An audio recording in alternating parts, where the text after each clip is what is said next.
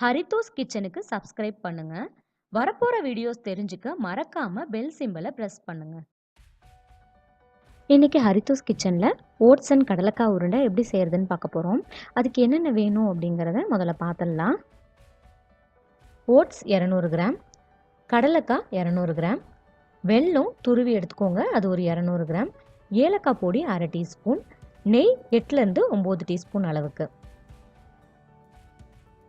பேனை சிம்மில் வச்சுட்டு அதில் ஓட்ஸை சேர்த்துக்கிறேன். ஓட்ஸ் நல்லா பொன்னிறமாக மாறி வாசனை வர வரைக்கும் நம்ம ட்ரை ரோஸ்ட் பண்ணிக்க போகிறோம்.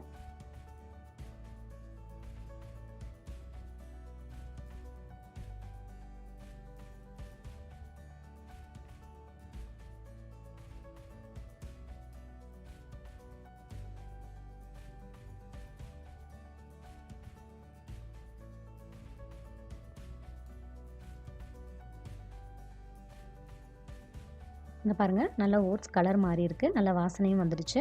இப்போ இதை நான் ஸ்விட்ச் ஆஃப் பண்ணிவிட்டு ஃபஸ்ட்டு ஆற வச்சுக்கிறேன். அதுக்கப்புறமா நம்ம மிக்சியில் சேர்த்து பொடி பண்ணிக்கலாம். அடுத்தது நான் ஏற்கனவே கடலைக்காவை வறுத்துட்டு அதை தோலை எடுத்து வச்சுருக்கேன். இதை மிக்சியில் சேர்த்துட்டு நம்ம கொரகொரப்பாக அரைச்சி எடுத்துக்க போகிறோம். இப்போ கடலைக்காவை நான் கொரகொரப்பாக அரைச்சி எடுத்துட்டேன். அடுத்து வெல்லத்தை ஏற்கனவே நான் மிக்சியில் போட்டு நல்லா பொடியாக கட்டி இல்லாமல் எடுத்து வச்சுருக்கேன். அது கூட நம்ம இப்போ பொடி பண்ணின கடலைக்காவையும் சேர்த்துக்கலாம்.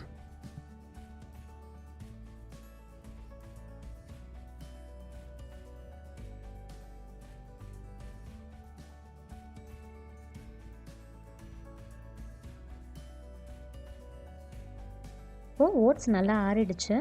இதை நான் மிக்சியில் போட்டு நல்லா பவுடர் பண்ணிக்க போகிறேன். நல்லா நைஸாகவே பவுடர் பண்ணி எடுத்துடலாம்.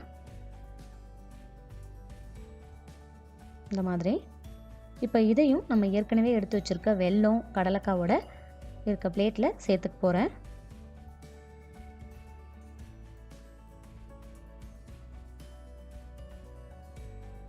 ஒரு 8லேருந்து 9 டீஸ்பூன் நெய்யை உருக்கி கை பொறுக்கிற சூடில் எடுத்து வச்சுருக்கேன். இதில் ஒரு 1/2 டீஸ்பூன் ஏலக்காய் பொடியை சேர்த்துட்டேன். இதை எல்லாத்தையும் சேர்த்து நல்லா மிக்ஸ் பண்ணிக்கலாம். ஃபஸ்ட்டு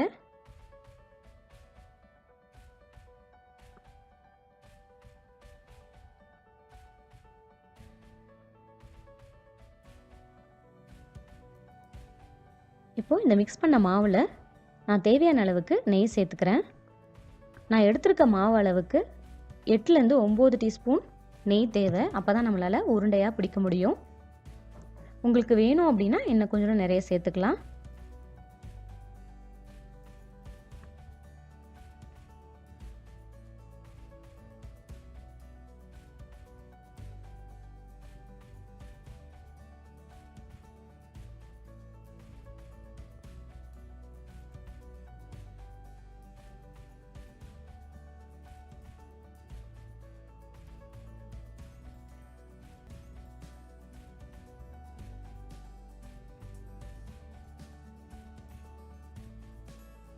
கிட்டத்தட்ட 8 டீஸ்பூன் அளவுக்கு நான் நெய் சேர்த்துருக்கேன்.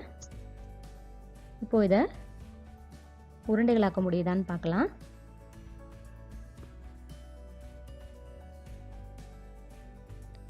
மாவு கொட்டலை, இந்த மாதிரி உருண்டைகளாக்க முடியுது. மீதி இருக்க மாவையும் நான் உருண்டைகளாக்கிக்கிறேன்.